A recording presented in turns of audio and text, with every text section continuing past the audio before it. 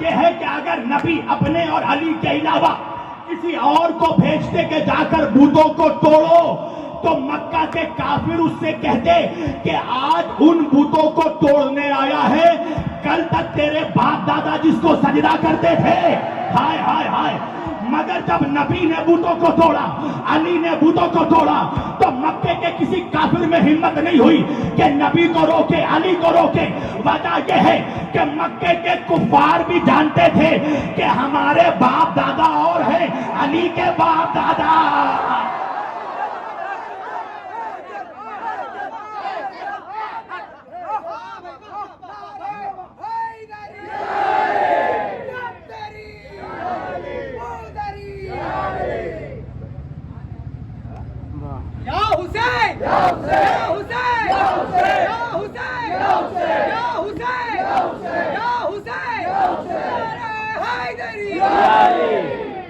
سارے مکہ کے کفار یہ جانتے تھے کہ ہمارے باپ دادا اور ہیں، علی کے باپ دادا اور ہیں۔ علی کا باپ وہ ہے کہ جو راتوں کو نبی کو بستر سے اٹھا کر علی کے بستر پر سلاتا، علی کو بستر سے اٹھا کر نبی کے بستر پر سلاتے تھے۔ ایک رات رسول اللہ نے کہا چچا میں کئی راتوں سے دیکھ رہا ہوں کہ جیسے ہی رات ہوتی ہے آپ مجھے میرے بستر سے اٹھا کر علی کے بستر پر سلاتے ہیں، علی کو بستر سے اٹھا کر میرے بستر پر سلاتے ہیں۔ چچا ابو طالب وجہ کیا ہے؟ حضرت ابو طالب نے کہا وجہ یہ ہے میرے لال محمد کہ میں یہ چاہتا ہوں کہ اگر درخت کے پیچھے چھپ کر کوئی کافر تیرا دشمن اگر تیرے اوپر تیر چلائے تو تیر علی کو لگ جائے، تو بچ جائے۔ ہائے ہائے،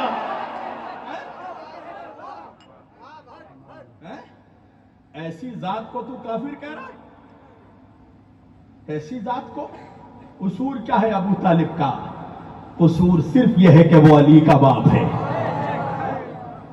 توجہ، ہم تو ابھی آپریشن کرنا ہم نے شروع ہی نہیں کیا، ہمارے فضائل اور عظمت تم سے برداشت نہیں ہوتی ہے۔ تم جھوٹ کہتے ہو کہ شبیر وارثی صحابہ کی توہین کرتا ہے، تیرے باپ میں ہمت نہیں ہے کہ میری ایک کوئی ویڈیو کلپ نکال کے دکھا دے کہ میں نے کسی صحابی کی توہین کی ہو یا کسی ولی کی ڈائریکٹ توہین کی ہو۔ تیرے باپ میں ہمت نہیں ہے، مگر لوگوں کو گمراہ کرتے ہو، تم لوگوں تک جھوٹ پھیلاتے ہو تاکہ لوگوں کے درمیان کوئی علی کا ذکر بیان کرنے والا موجود نہ رہے۔ تمہیں اتنی تکلیف ہو جاتی ہے ذکر علی سے؟ وہ علی کے جسے نبی نے کہا علی تم توڑو بتوں کو، کبھی ہاتھوں پہ اٹھا کر دکھایا، کبھی کاندھوں پر اٹھا کر دکھایا، اور صرف باپ کو نہیں بیٹے کو بیٹھایا، باپ کو اٹھایا۔ اچھا کیا ختم کر دوں یا سننا چاہتے ہو؟ تم بھی چاہتے ہو ہر چیز میں کھول کھول کر پڑھوں؟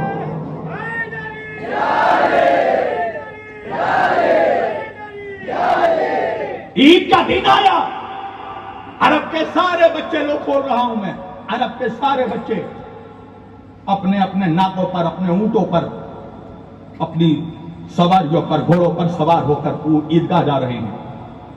کائنات کا سب سے بڑا نانا کائنات کے سب سے بڑے نواسوں کے پاس آیا، میرے لاڈلو چلو عید ہے، عیدگاہ چلو۔ نواسوں نے نانا کا چہرہ دیکھا، دیکھ کر کہا نانا نانا نہیں پہنچے تم، نانا نانا کا کیوں میرے لال؟ کا نانا عرب کے سارے بچے اپنے اونٹوں پر سوار ہو کر جا رہے ہیں، نانا ہمارا کوئی اونٹ نہیں ہے، ہمارا کوئی ناکا نہیں ہے۔ رسول اللہ نے کہا حسن و حسین عرب کے سارے بچے اونٹوں پر بیٹھ کر جائیں گے، تم میرے کاندھوں پر بیٹھ کر جاؤ، تم میرے کاندھوں پر بیٹھ کر جاؤ گے۔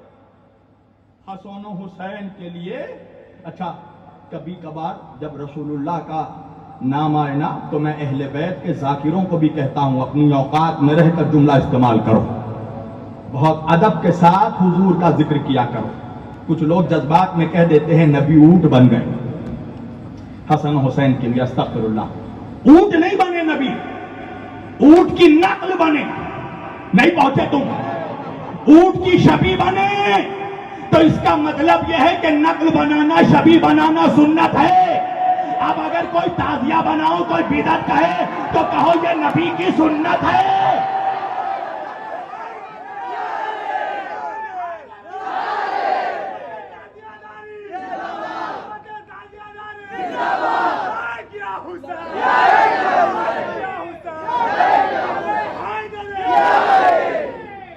بھائی اسلام میں ہمارے پاس اس وقت نقل ہی نقل تو ہے.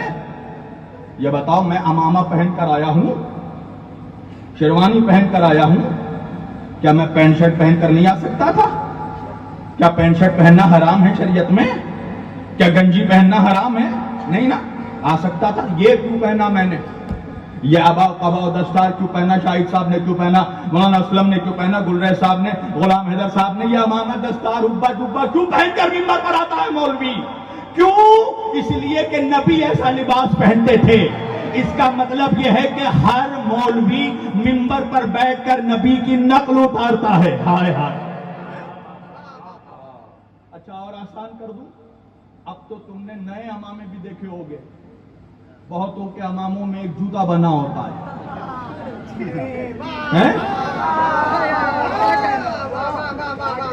ان سے پوچھو مولوی صاحب یہ جوتا کیا ہے؟ کہا یہ جوتا نہیں ہے, نالین شریف ہے. بھائی نالین شریف کس کو کہتے ہیں پتہ ہے؟ رسول اللہ صلی اللہ علیہ وآلہ وسلم جو جوتا پہنتے تھے, عربی میں جوتے کو نالین کہتے ہیں.